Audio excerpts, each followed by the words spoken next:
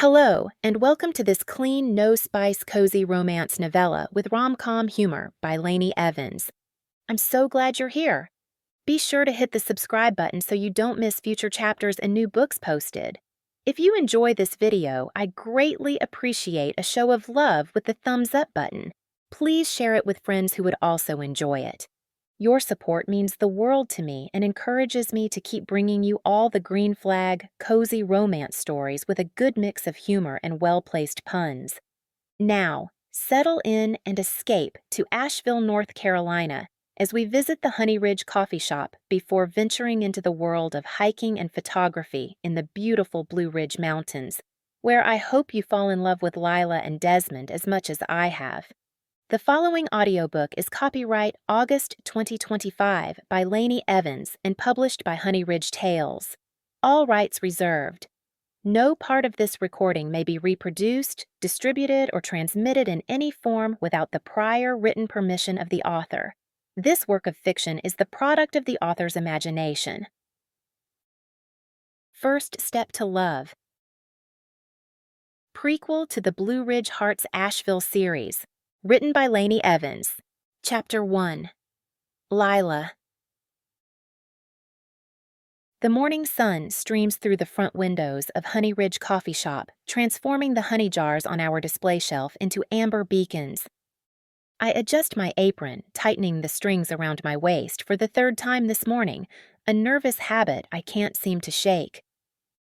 "Oat milk latte for Jennifer!" I call out, placing the carefully crafted drink on the pickup counter. The breakfast rush is in full swing, but my gaze keeps drifting to the window. Another group of hikers passes by, their backpacks loaded with gear and walking poles clicking against the sidewalk.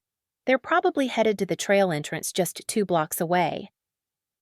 My phone sits heavily in my apron pocket, filled with open browser tabs about starting a hiking blog, as if I know the first thing about serious hiking. Still, I can't help but imagine what it would be like to be out there, discovering hidden waterfalls and secret viewpoints, camera in hand, sharing those moments with others who dream of adventure but don't know where to begin, instead of in here, making safe decisions and fueling people's coffee addictions. Earth to Lila. Sarah waves her hand in front of my face, grinning. That's the second time you've wiped down the same spot on the counter. Those hikers catch your eye again? Heat creeps up my neck as I quickly move to the espresso machine to start on the next order. "Just making sure it's clean," I reply, but we both know that's not the whole story. Around 10, the morning rush begins to ebb, as usual. I lean against the counter, absently rearranging the pastry display while my other hand hovers over my phone. The hiking blog I discovered last night, Blue Ridge Beginner, is still open in my browser, showcasing stunning mountain vistas and detailed trail guides. You're doing that thing again. Sarah says, bumping my hip with hers as she slides past to restock the paper cups.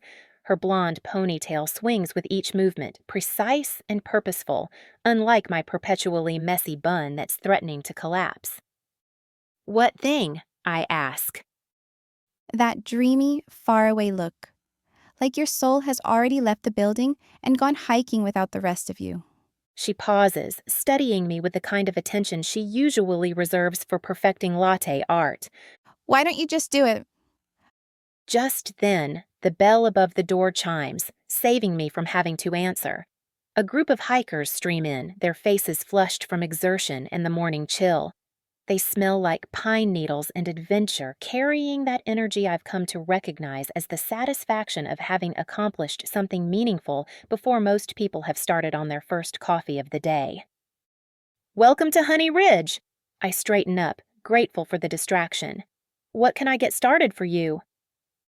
The tallest one, a woman with gray-streaked hair pulled back in a practical braid, steps forward. 4 Americanos, please. She squints at our pastry case. And what do you recommend for post-hike refueling? "Our banana bread is made fresh every morning," I say, reaching for the cups. "It's got walnuts and local honey, perfect for replenishing your energy." Sold. She replies, and her companions nod in agreement. You seem to know your stuff. Are you a hiker too? I feel my cheeks warm as I punch in their order. Oh, no, not really. I mean, I'd like to be, but I trail off, concentrating on the familiar routine of making their drinks. The espresso machine hisses and steams, its rhythm as comforting as my own heartbeat.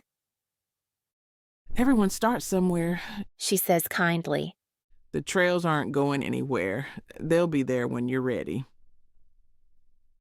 When you're ready. The words echo in my mind as I finish their drinks and wrap up their banana bread. I watch them leave, their easy camaraderie evident in their laughing conversation about the morning's hike. During my break, I retreat to the small back office and pull up my laptop, the same one I've had since college, covered in stickers from places I dream of visiting. My fingers hover over the keyboard as I stare at the blank document titled Blog Ideas. Who am I kidding? I close the laptop with more force than necessary.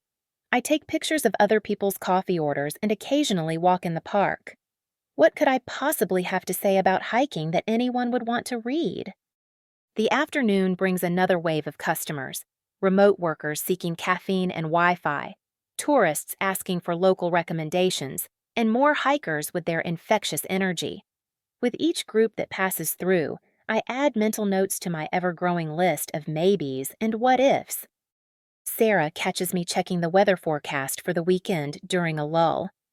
Saturday's supposed to be perfect. She says, reading over my shoulder. Clear skies, low 60s.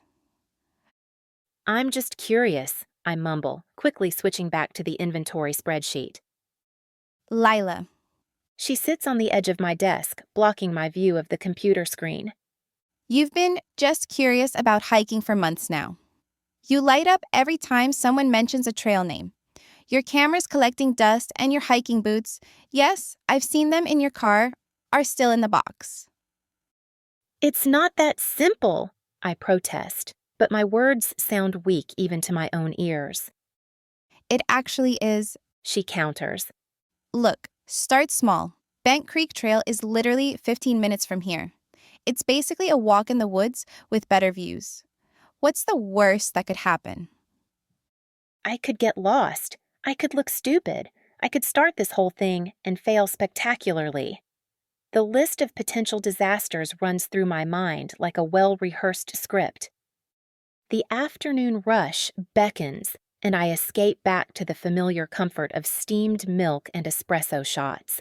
But as I craft another perfect rosetta in a customer's latte, I can't shake the image of those pristine hiking boots in my car, or the neglected camera in its bag, waiting for vistas more inspiring than the view through our coffee shop windows. The rest of my shift passes in the usual blur of coffee orders and small talk, but something feels different.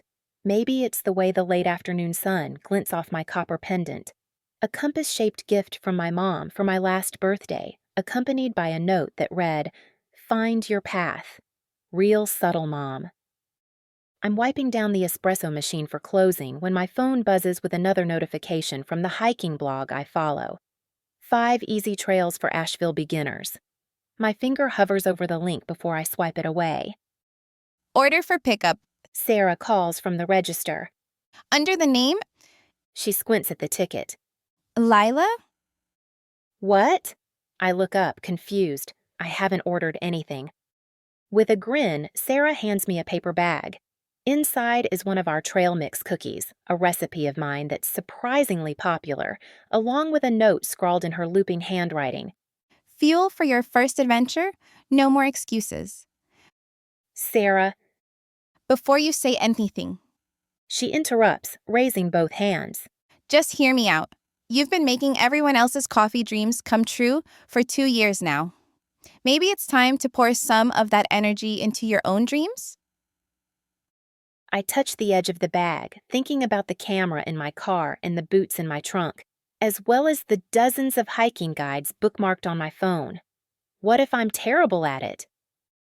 Then you'll be terrible at it. She shrugs, starting to stack chairs.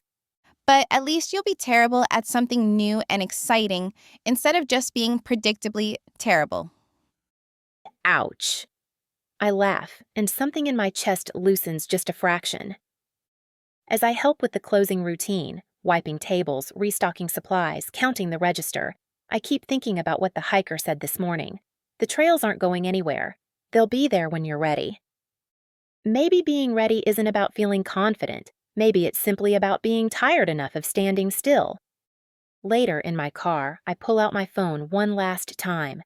Before I can second-guess myself, my fingers type out a new note. Blog post number 1, Confessions of a Wannabe Hiker. Step 1, admit you're scared. Step 2, do it anyway. I glance at my hiking boots in the rearview mirror, still pristine in their box. Saturday, I whisper, making a promise. Saturday morning, first thing. The setting sun paints the mountains in the distance with strokes of purple and gold, and for the first time in months, my reflection in the rearview mirror shows someone who looks less lost and more eager. Maybe Sarah's right. Maybe it really is that simple. I start my car, but instead of turning left toward home, I turn right, toward Trail Stop. If I'm going to do this, I should at least get proper hiking socks, and maybe a trail map, and perhaps a water bottle that isn't covered in coffee stains. After all, every journey begins with a single step. Or in my case, a single purchase of moisture-wicking socks.